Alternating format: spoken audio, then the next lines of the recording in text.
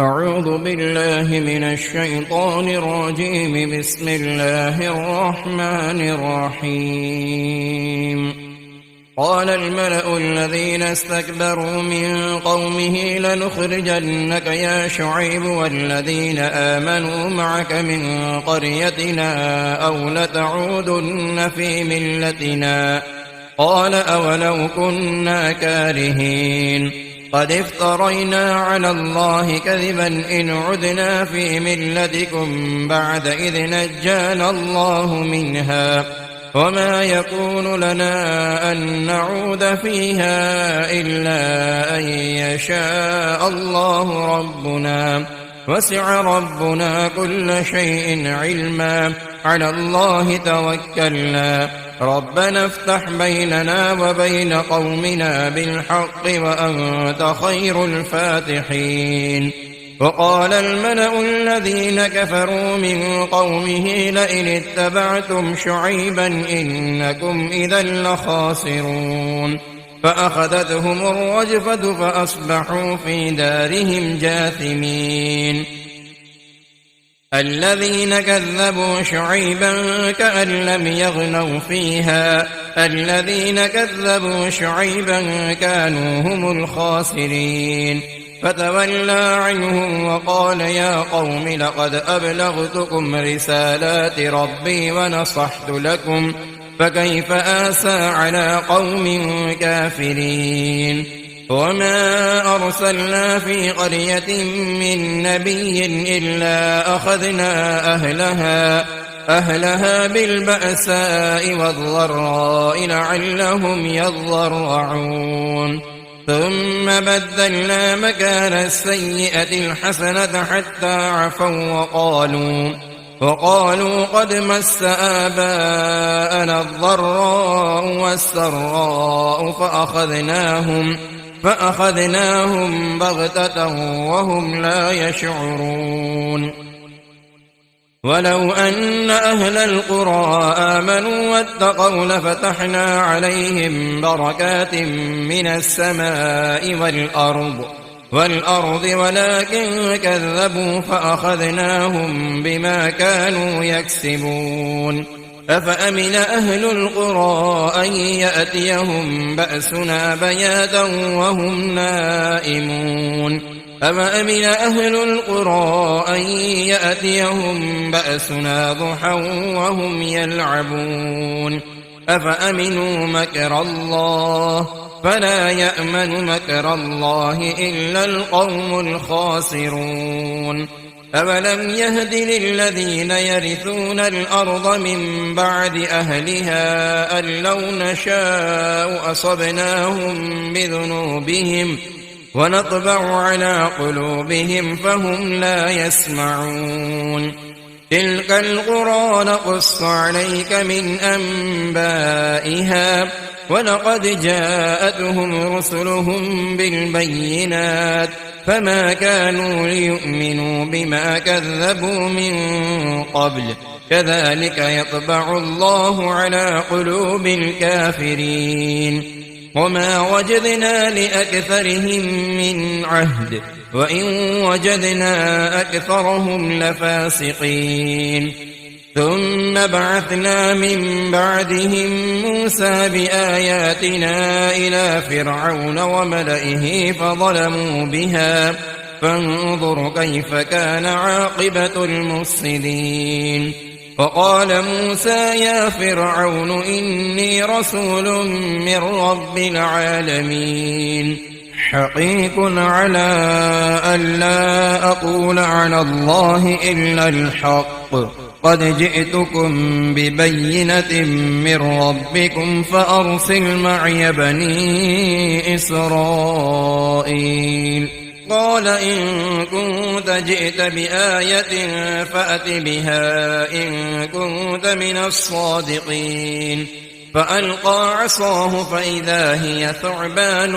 مبين ونزع يده فإذا هي بيضاء للناظرين. قال الملأ من قوم فرعون إن هذا لساحر عليم يريد أن يخرجكم من أرضكم فماذا تأمرون قالوا أرجه وأخاه وأرسل في المدائن حاشرين يأتوك بكل ساحر عليم وجاء السحرة فرعون قالوا إن لنا لأجرا إن كنا نحن الغالبين قال نعم وإنكم لمن المقربين قالوا يا موسى إما أن تلقي وإما أن نكون نحن الملقين قال ألقوا فلما ألقوا سحروا أعين الناس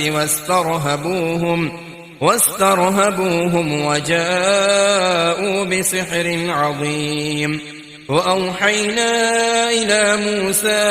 أن ألق عصاك فإذا هي تلقف ما يأفكون فوقع الحق وبطل ما كانوا يعملون فغلبوا هنالك وانقلبوا صاغرين وألقي السحرة ساجدين قالوا آمنا برب العالمين رب موسى وهارون قال فرعون آمنتم به قبل أن آذن لكم إن هذا لمكر مكرتموه في المدينة لتخرجوا منها أهلها فسوف تعلمون لأقطعن أيديكم وأرجلكم من خلاف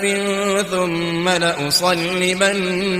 أجمعين قالوا إنا إلى ربنا منقلبون وما تنقم منا إلا أن آمنا بآيات ربنا لما جاءتنا ربنا أفرغ علينا صبرا وتوفنا مسلمين وقال الملأ من قوم فرعون أتذر موسى وقومه ليفسدوا في الأرض ويذرك وآلهتك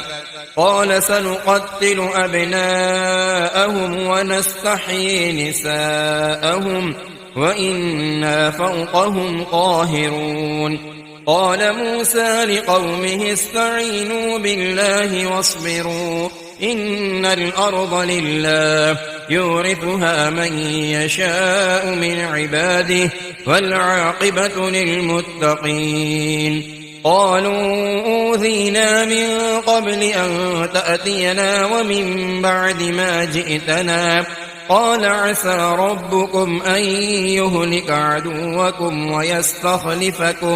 ويستخلفكم في الأرض فينظر كيف تعملون ولقد أخذنا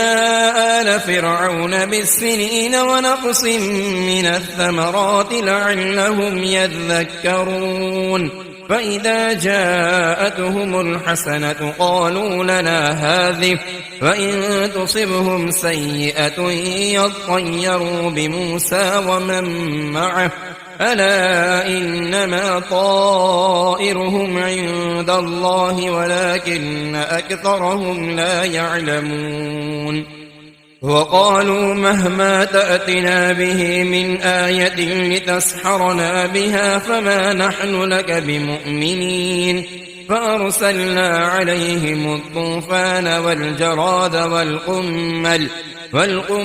والضفادع والدم آيات مفصلات فاستكبروا وكانوا قوما مجرمين فلما وقع عليهم الرجز قالوا يا موسى ادع لنا ربك بما عهد عندك لئن كشفت عنا الرجز لنؤمنن لك ولنرسلن معك بني إسرائيل فلما كشفنا عنهم الرجز إلى أجل هم بالغوه إذا هم ينكثون فانتقمنا منهم فأغرقناهم في اليم بأنهم كذبوا بآياتنا بأنهم كذبوا بآياتنا وكانوا عنها غافلين. وأورثنا القوم الذين كانوا يستضعفون مشارق الأرض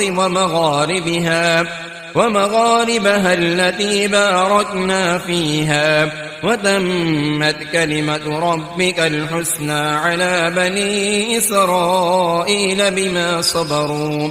ودمرنا ما كان يصنع فرعون وقومه وما كانوا يعرشون. وجاوزنا ببني إسرائيل البحر فأتوا على قوم يعكفون على أصنام لهم، قالوا يا موسى اجعل لنا إلها كما لهم آلهة، قال إنكم قوم تجهلون. إن هؤلاء متبر ما هم فيه وباطل ما كانوا يعملون. قال أغير الله أبغيكم إلها وهو فضلكم على العالمين. وإذ أنجيناكم من آل فرعون يسومونكم سوء العذاب يقتلون أبناءكم ويستحيون نساءكم وفي ذلكم بلاء من ربكم عظيم.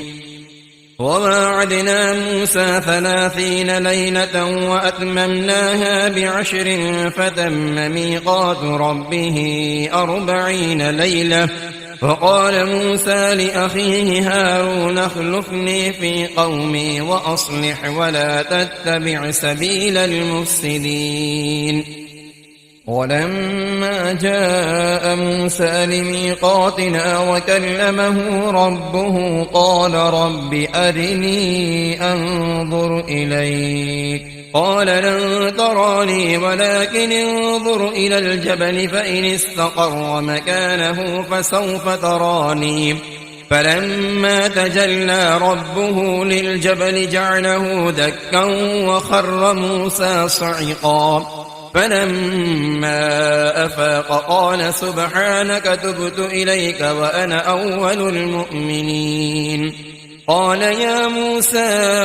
إني اصطفيتك على الناس برسالاتي وبكلامي فخذ ما آتيتك وكن من الشاكرين. وكتبنا له في الألواح من كل شيء موعظة وتفصيلا لكل شيء فخذها بقوة وأمر قومك يأخذوا بأحسنها سأريكم دار الفاسقين. سأصرف عن آياتي الذين يتكبرون في الأرض بغير الحق وإن يروا كل آية لا يؤمنوا بها وإن يروا سبيل الرشد لا يتخذوه سبيلا وإن يروا سبيل الغي يتخذوه سبيلا. ذلك بأنهم كذبوا بآياتنا وكانوا عنها غافلين. والذين كذبوا بآياتنا ولقاء الآخرة حبطت أعمالهم هل يجزون إلا ما كانوا يعملون. واتخذ قوم موسى من بعده من حليهم عجلا جسدا له خوار ألم يروا أنه لا يكلمهم ولا يهديهم سبيلا اتخذوه وكانوا ظالمين. ولما سقط في أيديهم ورأوا أنهم قد ضلوا قالوا لئن لم يرحمنا ربنا ويغفر لنا لنكونن من الخاسرين. ولما رجع موسى إلى قومه غضبان أسفا قال بئس ما خلفتموني من بعدي أعجلتم أمر ربكم. وألقى الألواح وأخذ برأس أخيه يجره إليه قال ابن أم إن القوم استضعفوني وكادوا يقتلونني فلا تشمت بي الأعداء ولا تجعلني مع القوم الظالمين قال رب اغفر لي ولأخي وأدخلنا في رحمتك وأنت أرحم الراحمين إن الذين اتخذوا العجل سينالهم غضب من ربهم وذلة في الحياة الدنيا وكذلك نجزي المفترين والذين عملوا السيئات ثم تابوا من بعدها وآمنوا إن ربك من بعدها لغفور رحيم ولما سكت عن موسى الغضب أخذ الألواح وفي نسختها هدى ورحمة للذين هم لربهم يرهبون واختار موسى قومه 70 رجلا لميقاتنا فلما أخذتهم الرجفة قال رب لو شئت أهلكتهم من قبل وإياي أتهلكنا بما فعل السفهاء منا إن هي إلا فتنتك تضل بها من تشاء وتهدي من تشاء أنت ولينا فاغفر لنا وارحمنا وأنت خير الغافرين واكتب لنا في هذه الدنيا حسنة وفي الآخرة إنا هدنا إليك قال عذابي أصيب به من أشاء ورحمتي وسعت كل شيء فسأكتبها للذين يتقون ويؤتون الزكاة والذين هم بآياتنا يؤمنون الذين يتبعون الرسول النبي الأمي الذي يجدونه مكتوبا عندهم في التوراة والإنجيل يأمرهم بالمعروف وينهاهم عن المنكر ويحل لهم الطيبات ويحرم عليهم الخبائث ويضع عنهم إصرهم والأغلال التي كانت عليهم فالذين آمنوا به وعزروه ونصروه واتبعوا النور الذي أنزل معه أولئك هم المفلحون قل يا أيها الناس إني رسول الله إليكم جميعا الذي له ملك السماوات والأرض لا إله إلا هو يحيي ويميت فآمنوا بالله ورسوله النبي الأمي الذي يؤمن بالله وكلماته واتبعوه لعلكم تهتدون ومن قوم موسى أمة يهدون بالحق وبه يعدلون وقطعناهم 12 أسباطا أمما وأوحينا إلى موسى إذ استسقاه قومه أن اضرب بعصاك الحجر فانبجست منه 12 عينا قد علم كل أناس مشربهم وظللنا عليهم الغمام وأنزلنا عليهم المن والسلوى كلوا من طيبات ما رزقناكم وما ظلمونا ولكن كانوا أنفسهم يظلمون وإذ قيل لهم اسكنوا هذه القرية وكلوا منها حيث شئتم وقولوا حطة وادخلوا الباب سجدا نغفر لكم خطيئاتكم سنزيد المحسنين فبدل الذين ظلموا منهم قولا غير الذي قيل لهم فأرسلنا عليهم رجزا من السماء بما كانوا يظلمون فاسألهم عن القرية التي كانت حاضرة البحر إذ يعدون في السبت إذ تأتيهم حيتانهم يوم سبتهم شرعا ويوم لا يسبطون لا تأتيهم كذلك نبلوهم بما كانوا يفسقون وإذ قالت أمة منهم لم تعظون قوما الله مهلكهم أو معذبهم عذابا شديدا قالوا معذرة إلى ربكم ولعلهم يتقون فلما نسوا ما ذكروا به أنجينا الذين ينهون عن السوء وأخذنا الذين ظلموا بعذاب بئيس بما كانوا يفسقون فلما عتوا عما نهوا عنه قلنا لهم كونوا قردة خاسئين وإذ تأذن ربك ليبعثن عليهم إلى يوم القيامة من يسومهم سوء العذاب إن ربك لسريع العقاب وإنه لغفور رحيم وقطعناهم في الأرض أمما منهم الصالحون ومنهم دون ذلك وبلوناهم بالحسنات والسيئات لعلهم يرجعون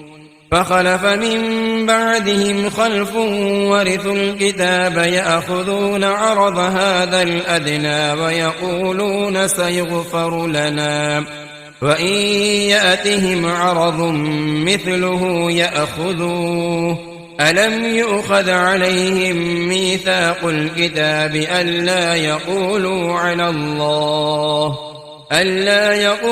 على الله إلا الحق ودرسوا ما فيه فالدار الآخرة خير للذين يتقون أفلا تعقلون والذين يمسكون بالكتاب وأقاموا الصلاة إنا لا نضيع أجر المصلحين وإذ نتقنا الجبل فوقهم كأنه ظلة وظنوا أنه واقع بهم خذوا ما آتيناكم بقوة واذكروا ما فيه لعلكم تتقون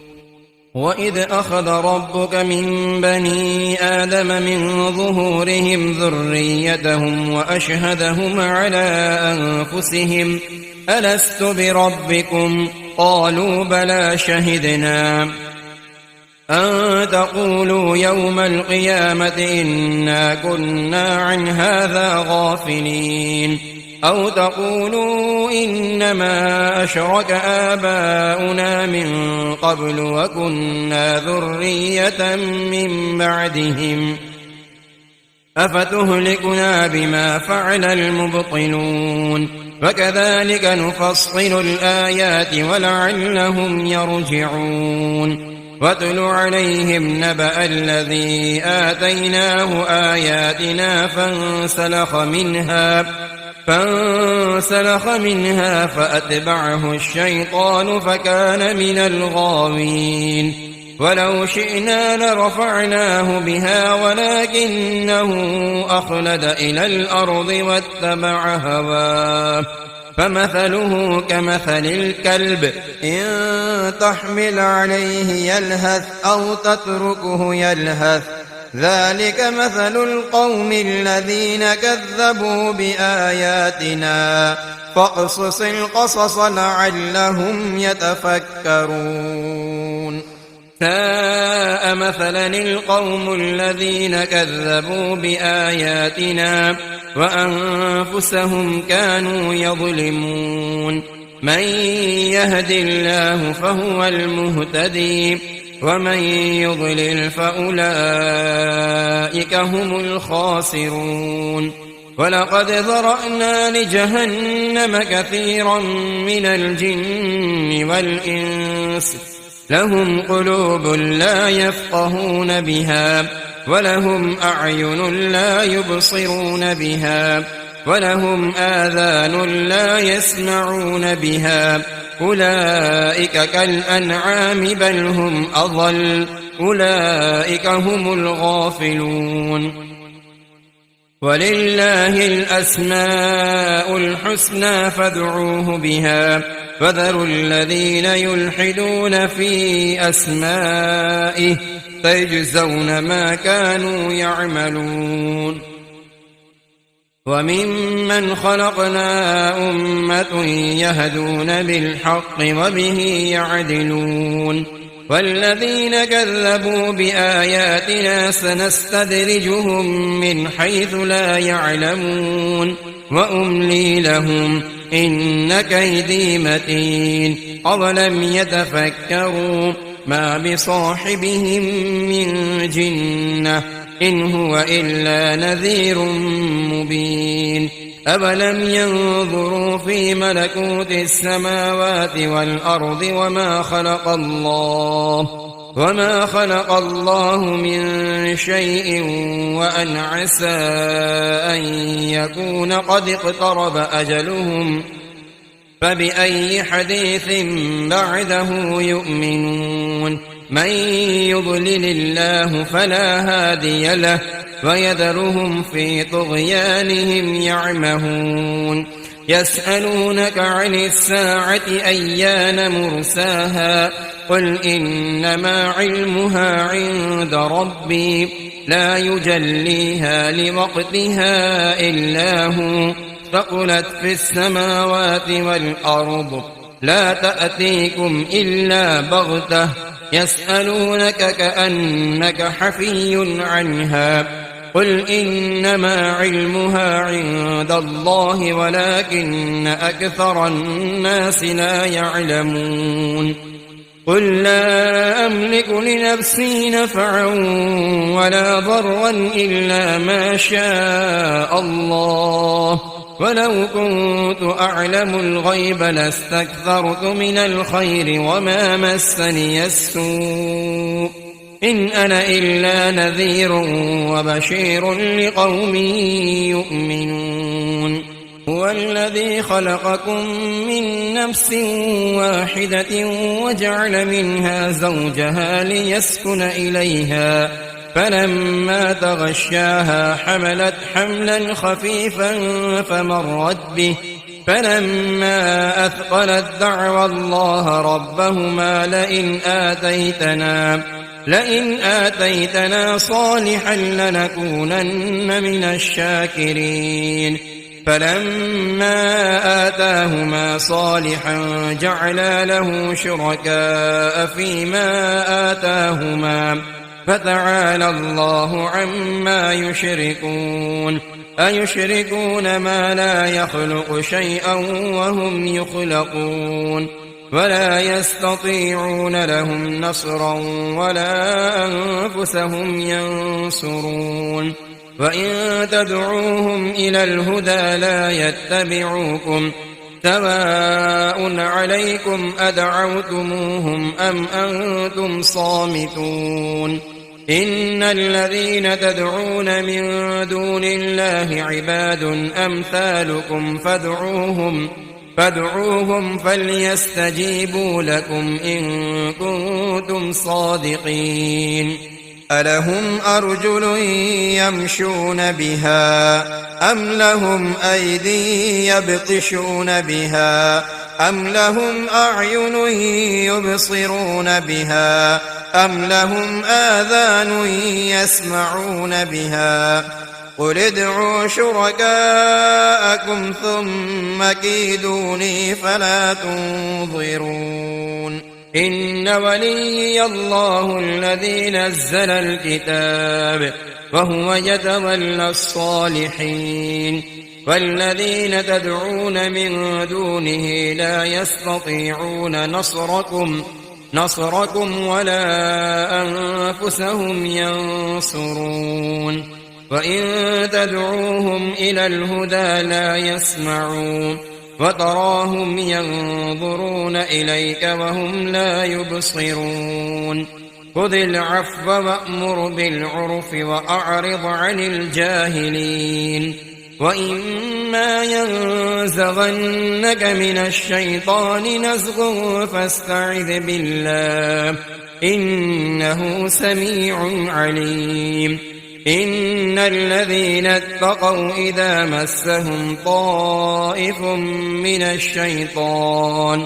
من الشيطان تذكروا فإذا هم مبصرون وإخوانهم يمدونهم في الغي ثم لا يقصرون وإذا لم تأتهم بآية قالوا لولا اجتبيتها قل إنما أتبع ما يوحى إلي من ربي هذا بصائر من ربكم وهدى ورحمة لقوم يؤمنون وإذا قرئ القرآن فاستمعوا له وأنصتوا لعلكم ترحمون واذكر ربك في نفسك تضرعا وخيفة ودون الجهر من القول بالغدو والآصال ولا تكن من الغافلين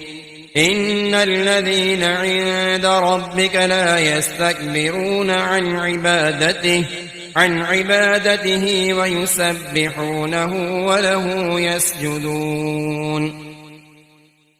بسم الله الرحمن الرحيم يسألونك عن الأنفال قل الأنفال لله والرسول فاتقوا الله وأصلحوا ذات بينكم وأطيعوا الله ورسوله إن كنتم مؤمنين إنما المؤمنون الذين إذا ذكر الله وجلت قلوبهم وإذا تليت عليهم آياته زادتهم إيمانا وعلى ربهم يتوكلون الذين يقيمون الصلاة ومما رزقناهم ينفقون أولئك هم المؤمنون حقا لهم درجات عند ربهم ومغفرة ورزق كريم كما أخرجك ربك من بيتك بالحق وإن فريقا من المؤمنين لكارهون يجادلونك في الحق بعدما تبين كأنما يساقون إلى الموت وهم ينظرون وإذ يعدكم الله إحدى الطائفتين أنها لكم وتودون أن غير ذات الشوكة تكون لكم ويريد الله أن يحق الحق بكلماته ويقطع دابر الكافرين ليحق الحق ويبطل الباطل ولو كره المجرمون إذ تستغيثون ربكم فاستجاب لكم أني ممدكم ب1000 من الملائكة مردفين وما جعله الله إلا بشرى ولتطمئن به قلوبكم وما النصر إلا من عند الله إن الله عزيز حكيم إذ يغشيكم النعاس أمنة منه وينزل عليكم من السماء ماء ليطهركم به ويذهب عنكم رجز الشيطان وليربط على قلوبكم وليربط على قلوبكم ويثبت به الأقدام إذ يوحي ربك إلى الملائكة أني معكم فثبتوا الذين آمنوا سألقي في قلوب الذين كفروا الرعب فاضربوا فوق الأعناق واضربوا منهم كل بنان ذلك بأنهم شاقوا الله ورسوله ومن يشاقق الله ورسوله فإن الله شديد العقاب ذلكم فذوقوه وأن للكافرين عذاب النار يا أيها الذين آمنوا إذا لقيتم الذين كفروا زحفا فلا تولوهم الأدبار ومن يولهم يومئذ دبره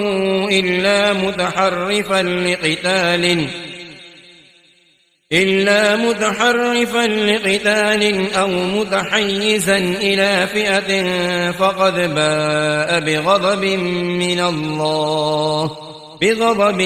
من الله ومأواه جهنم وبئس المصير فلم تقتلوهم ولكن الله قتلهم وما رميت إذ رميت ولكن الله رمى وليبلي المؤمنين منه بلاء حسنا إن الله سميع عليم ذلكم وأن الله موهن كيد الكافرين إن تستفتحوا فقد جاءكم الفتح وإن تنتهوا فهو خير لكم وإن تعودوا نعد ولن تغني عنكم فئتكم شيئا ولو كثرت وأن الله مع المؤمنين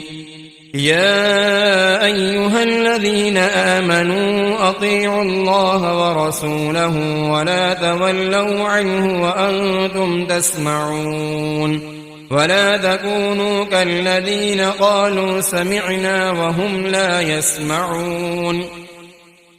إن شر الدواب عند الله الصم البكم الذين لا يعقلون ولو علم الله فيهم خيرا ولو أسمعهم لتولوا وهم معرضون يا أيها الذين آمنوا استجيبوا لله وللرسول إذا دعاكم لما يحييكم واعلموا أن الله يحول بين المرء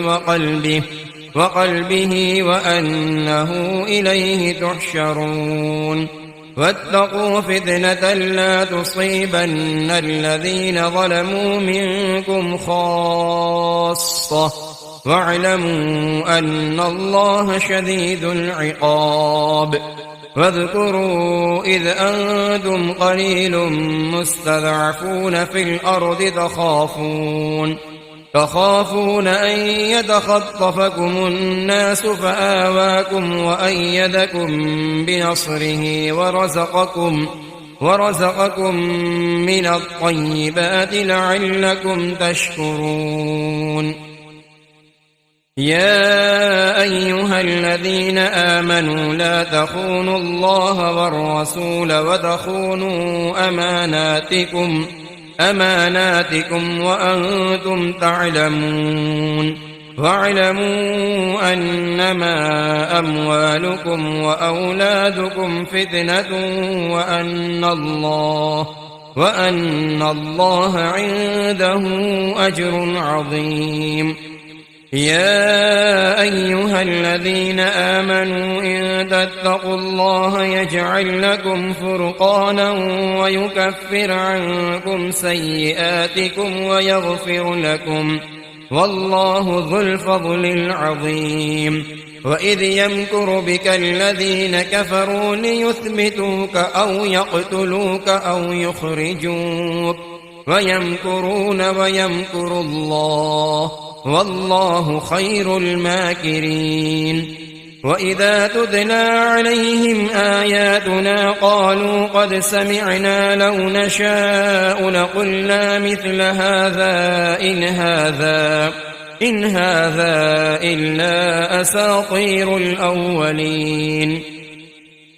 وإذ قالوا اللهم إن كان هذا هو الحق من عندك فأمطر علينا حجارة من السماء أو ائتنا بعذاب أليم.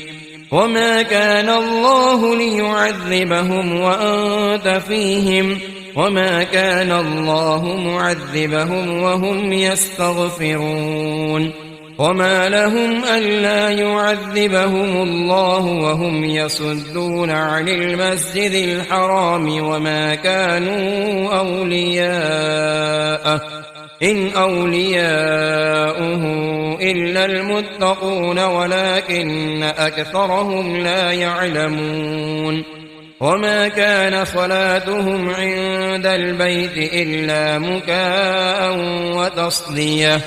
فذوقوا العذاب بما كنتم تكفرون. إن الذين كفروا ينفقون أموالهم ليصدوا عن سبيل الله فسينفقونها ثم تكون عليهم حسرة ثم يغلبون والذين كفروا إلى جهنم يحشرون ليميز الله الخبيث من الطيب ويجعل الخبيث بعضه على بعض فيركمه جميعا فيجعله في جهنم أولئك هم الخاسرون. قل للذين كفروا إن ينتهوا يغفر لهم ما قد سلف وإن يعودوا فقد مضت سنة الأولين. وقاتلوهم حتى لا تكون فتنة ويكون الدين كله لله فإن انتهوا فإن الله بما يعملون بصير. وإن تولوا فاعلموا أن الله مولاكم نعم المولى ونعم النصير.